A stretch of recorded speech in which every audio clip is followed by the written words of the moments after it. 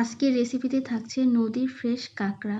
বাঙালিয়ানার রান্নাঘরের এই কাঁকড়া রেসিপিটা আগে কখনো দেখানো হয়নি। তো চলো এবার সরাসরি রেসিপিতে চলে যাওয়া যাক। কাঁকড়া কাটা, বাছা, পরিষ্কার করা খুবই ঝামেলার একটা কাজ। তো সেইগুলোর কাজ শেষ করে তো কাঁকড়া প্রসেসিং করে রান্না করার জন্য চলে আসা হয়েছে। কাঁকড়া ভেজে উঠিয়েও নেওয়া হচ্ছে। কাঁকড়ার ঝাল ঝোল রেসিপি, মানে গায়ে গায়ে মাখা একটা রেসিপি হবে। কাঁকড়া খেতে তোমরা কে কে পছন্দ করো জানিও।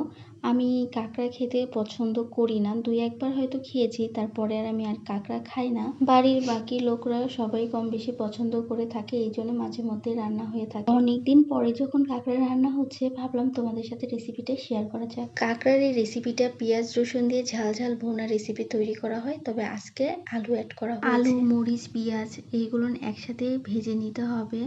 কিছু সময় দিয়ে দিতে হবে পরিমাণ মতন লবণ, হলুদ এখানেই দিয়ে খুব ভালো করে নাড়াচাড়া দিয়ে একটু সময় ভেজে নিতে হবে। গাইস, তোমাদের কাঁকড়া যদি পছন্দ হয়ে থাকে আর কেউ যদি পছন্দ নাও করে থাকো, কমেন্ট করে জানিয়ে যেও, তবে ব্যাড কমেন্ট করবে না। আজকের কাঁকড়াগুলো একদম টাটকা তাজা ফ্রেশ ছিল, নদীর কাঁকড়া, অনেক বড় বড় সাইজের কাঁকড়াগুলো ছিল। এখন কিন্তু আমাদের এলাকায় কাঁকড়া বিক্রি হয়, আগে বিক্রি হতো না, তো ইদানিং দেখি বিক্রি করে। আলু পেঁয়াজ ভাজা হয়ে আসলে কাঁকড়াগুলো দিয়ে কষানোর জন্য বাটা মশলা দিয়ে দিতে হবে, সাথে সামান্য পরিমাণ জল অ্যাড করতে হবে। অনেক বেশি সময় নিয়ে কাঁকড়া রেসিপিটা রান্না করতে হয়, অনেক সময় ধরে এখন কষাতে হবে। আমার পরিবারে তো অনেকেই গ্রামের আছো ভাইয়া আপুরা, তোমরা কি কখনো কাঁকড়া কেউ ধরেছো আর কাঁকড়ার চিমটি কেউ খেয়েছো? খেয়ে থাকলে কমেন্ট করে জানিও। আর যদি কাঁকড়ার চিমটি কেউ খেয়েও থাকো, পরবর্তীতে কাঁকড়াকে যে এইভাবে রসিয়ে কষিয়ে রান্না করে একদম চটকিয়ে খেয়ে নিবা, তাহলে কষিয়ে নিয়ে যে জলটা দেওয়া হয়েছে ঝোলের, এই ঝোলটা টকবগিয়ে ফুটে আবারও খুব ভালো করে নাড়াচাড়া দিয়ে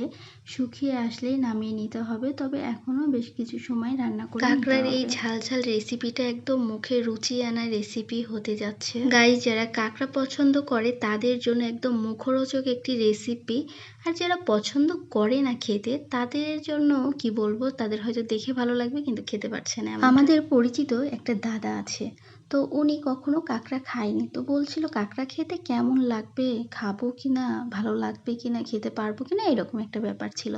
তো তাকে বলা হয়েছিল একবার নিয়েই দেখো, খেয়েই দেখো, ভালো লাগলে খেয়েও। তো সে তাকে রিকোয়েস্ট করার পর সে তো নিয়ে খেয়েছিল। তো খেয়ে তার এত ভালো লেগেছে, পরবর্তীতে দেখা যাচ্ছে সে অনেকটা বেশি পরিমাণ খেয়ে নিয়েছে, আর এত পছন্দের হয়েছিল, এখনও বলে কাঁকড়ার রেসিপিটা এত মজার। তো দেখো, গল্প করতে করতে রান্নাও হয়ে গিয়েছে। আর তোমরা ভালো থাকবা, সুস্থ থাকবা, তোমাদের সাথে রান্নার গল্প নিয়ে আবারও দেখা হবে। আর রেসিপিটা কেমন হয়েছে কমেন্ট করে জানিও। সবাই ভালো থেকো।